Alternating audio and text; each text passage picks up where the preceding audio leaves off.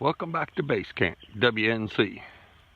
Well, pretty much finished now. This will be the last and third cutting on this broccoli field. There's about 300,000 heads came out of here.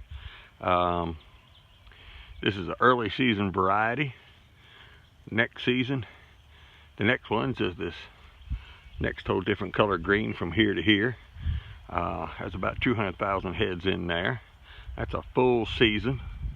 Full season material, pretty much weighs more. It's a lot tighter head. What happens here is like this row here, it was for some unknown reason didn't get as much water or something, so all the materials start going to bolt. It'll all start going to seed as a direct result of the plant feels threatened, so it just starts setting seed to produce future generations. This other field here has had 2 full cuttings on it, and we'll probably have one little one to go around. We keep having heads like this, and you'll see some of them here. There'll be another cutting for them, a real small one, and probably a good bit of people here end up taking a lot of that home with them just to eat themselves in the can. And let me walk down here and show you some of the heads of the next one. This is a full season broccoli. As you can tell, right there's my hand. This is on Saturday. We'll start the real first big cutting on this field Monday morning and be cutting a bunch of cauliflower. But probably have 2 or 3 cuttings off of this field. Same thing. We'll pick the early stuff, and then the most of it will come in on the second cutting, and the third cutting will be all the finishing up stuff. We'll take you down and show you some of this cauliflower. Well, I thought I'd let you see part of the packing house with how they come in. I got to apologize for some of the camera angles. Still trying to learn how to hold this phone. Been trying to figure out how to rotate the picture or something, and I think it's just the way I've been holding the camera. So got a couple clips in here kind of funny. You'll just have to screw your head on sideways to watch part of it. I apologize for that stuff. Well, here's the cauliflower. Once again, here's my hand in there. So it's about almost 5 inches, 6 inches across. This will probably end up be going by the end of next week. We want them heads 6, 8 inches tall, cauliflower. The heads will stay pretty tight. They're pretty consistent. And but it probably needs another good week. It'll be 50, 60% larger. The heads will be 8, 10 inches by then, believe it or not, in just 1 week. And that'll give us the first of next week to go ahead and get out a couple thousand boxes of broccoli before we start on the cauliflower.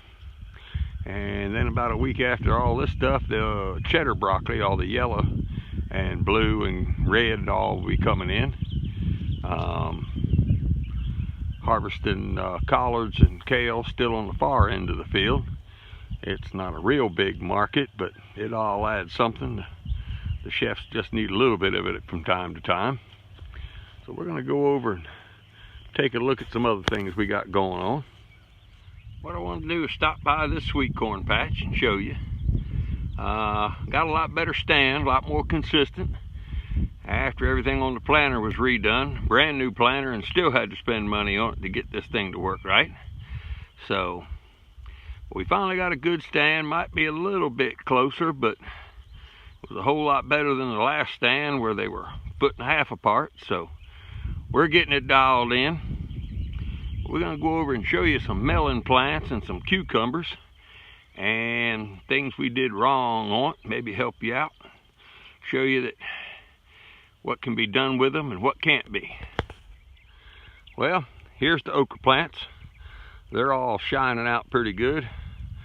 Okra's like growing tobacco. It loves the hot weather. It loves to be dry, and almost likes abuse. This row here is the only row we have. It is nothing but eggplant all the way up and down.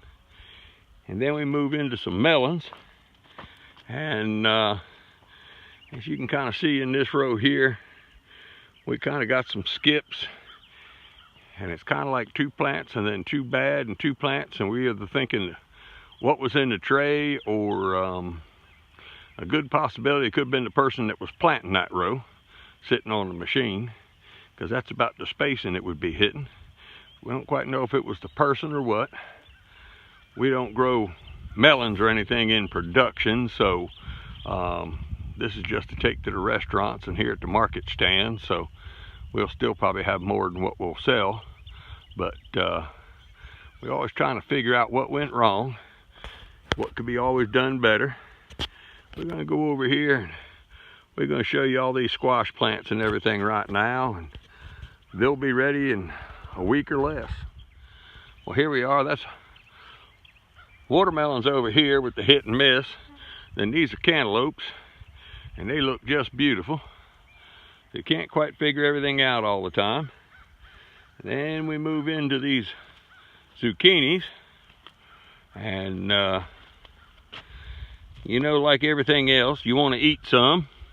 So I mean, here they are.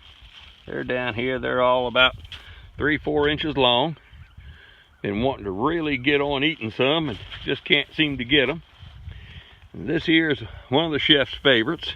This is called a zetter squash. It is a yellow squash with a green tip on it. By the time they're ripe, that green tip on that thing will be really bright green. It'll look almost like a cross between a squash and a zucchini, but there it is. They'll be ready by middle of next week. And then when the squash comes in, that will be 7 days a week, picking, packing squash. We'll walk on over here and show you some yellow squash and some more zucchinis. Well, there they are. We got squash, and as you can tell there, about the little ones coming on, still setting blossoms, still have buds right there. I mean, this one plant here's got over about 18 fruits, blossoms, and sets on it already. So you just start figuring over 600 foot a row, and them things are spaced every 14 inches apart. That's a pile of squash in these rows. But they're just like the zucchinis right now. They're almost there, not quite ready. I'm bound and determined to go out here tonight and find enough for a meal tonight. We're going to take you over and show you excessive boron in the injection line. We're going to show you what happens to it. Cucumber plant here. And pretty much all vegetable fields, everything is growing vegetables is deficient mainly in boron. We use a lot of boron. We use magnesium. We put down Epsom salts and a few other ones to come up with all the trace minerals. Most of it is foliar applied, depending on what's going on. This was injected in the line, and this right here, excessive amount of boron, will turn the leaves white. They won't come back out of it. They'll just turn around, set more leaves, and keep right on growing. It's not that these were really overdosed with boron. It's just that they're on the same irrigation line as plants that already have fruit on them. So the ones with producing squash and melons are fine. It's just that in the injection line, these got too much boron because the plant can't use it all because it doesn't have any fruit set on it. Once the fruit's set, you can pour it to it, and that's what makes the fruit look so nice and healthy. Keeps the broccoli heads compact. But as you can see, every one of these here has a little bit of tinge burn on it. And we're just thinking it just got a little too much at one time. And as you can tell by the green plants, it was a while ago. It was a week or two ago. Just that here's the leaf and here's all the new growth on it. It comes back out of it. There are some right here that it will stunt the plant. And yes, too much on a little plant. There it is. It just killed it. But part of that problem is market gardening, where if you were doing the entire field in one crop, you could irrigate it based on that. Here, where there's a couple crops all on one irrigation line, it all gets that same mix, whether it really needs it or not.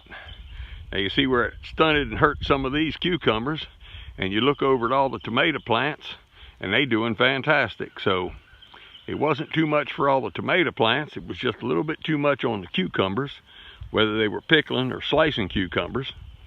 It didn't really hurt the corn over there. But we do a lot of tissue samples. Tissue samples are taken every Monday. We get the results back, of course, online by Wednesday. And then most of these are, we really prefer to foliar spray all of the micronutrients. It's a little bit easier. The plants take it right up.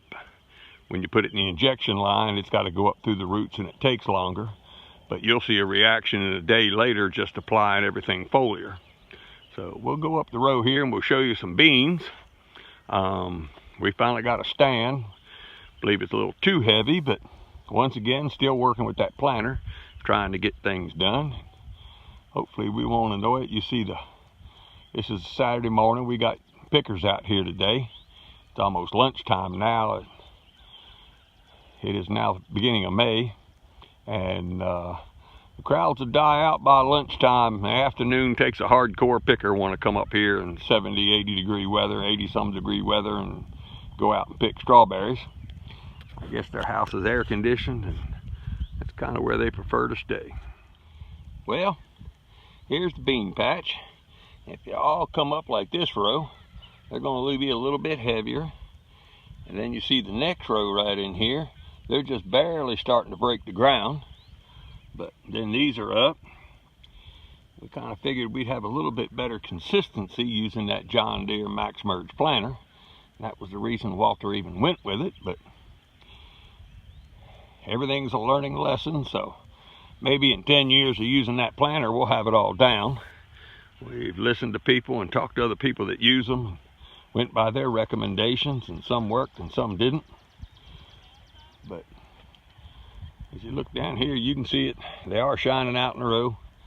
That's a whole lot better stand of beans than we had the last time, but they are coming on.